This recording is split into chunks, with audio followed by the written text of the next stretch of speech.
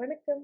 நான் Sandhya. Welcome to Thamas kitchen. இன்னைக்கு நம்ம சேனல்ல குழந்தைங்களுக்கு ரொம்ப பிடிச்ச பேன் கேக்கு வீட்லயே நல்லா ஃப்ளஃபியா, ஸ்பாஞ்சியா எப்படி செய்றதுன்னு தான் பார்க்க போறோம்.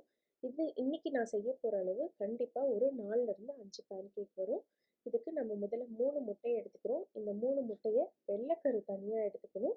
அதே மாதிரி மஞ்சக்கருவை தனியா இன்னொரு பவுல்ல எடுத்துக்கோங்க.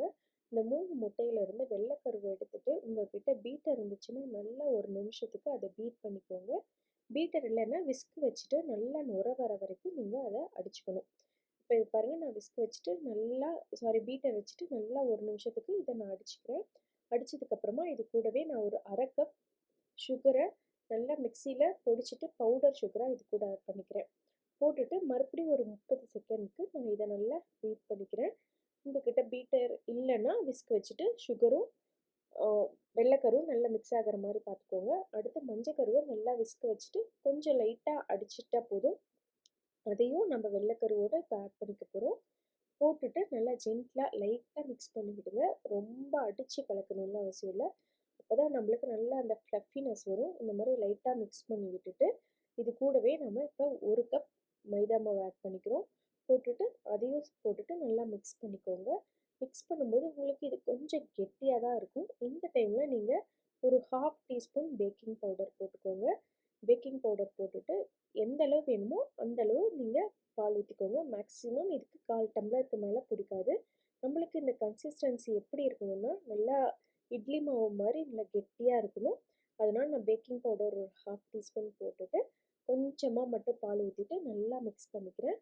இது கூடவே இப்போ நான் ஒரு டீஸ்பூன் வெண்ணிலா எசன்ஸும் ஆட் பண்ணிக்கிறேன்.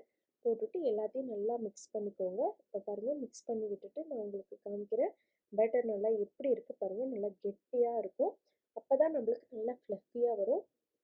மிக்ஸ் பண்ணி விட்டுட்டு பாருங்கள் எந்த அளவு இருக்குன்னா இதே அளவு கெட்டியாக எடுத்துக்கோங்க. எடுத்துகிட்டு நீங்கள் தோசை பேன் எடுத்துக்கிட்டாலும் சரி, இல்லை நான்ஸ்டிக் பேன் எடுத்துக்கிட்டாலும் சரி, காஞ்சதுக்கப்புறம் அடுப்பை லோ ஃப்ளேமில் வச்சுடுங்க. சுகர் இருக்கிறனால சீக்கிரம் தீஞ்சிரும்.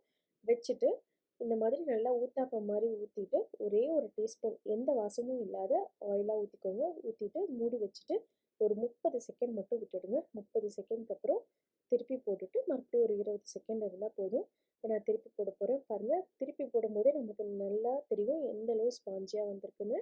இப்போ திருப்பி போட்டுட்டு 20 செகண்ட்க்கு அப்புறம் எடுத்துட வேண்டியதான். நீங்கள் ஒவ்வொரு பேன்கேக் செய்யும் போகிறதுக்கு முன்னாடியும் டிஷ்யூ பேப்பர் வச்சுட்டு நல்லா தொடச்சிடுங்க. ஏன்னா உங்களுக்கு அதில் அந்த பிளாக்காக ஒட்டி இருந்துச்சுன்னா நம்மளுக்கு பேன்கேக் இந்த மாதிரி நல்ல கலராக வராது. அவ்வளோதான். இதுக்கப்புறம் நீங்கள் எடுத்து சர்வ் பண்ண வேண்டியதான். நீங்கள் தேன் ஊற்றி சர்வ் பண்ணலாம், இல்லை maple syrup, strawberry syrup, sugar chocolate syrup எது வேணாலும் ஊற்றி சர்வ் பண்ணலாம். இப்போ பாருங்கள் எவ்வளோ ஃப்ளஃபியாக ஸ்பாஞ்சியாக வந்திருக்கு.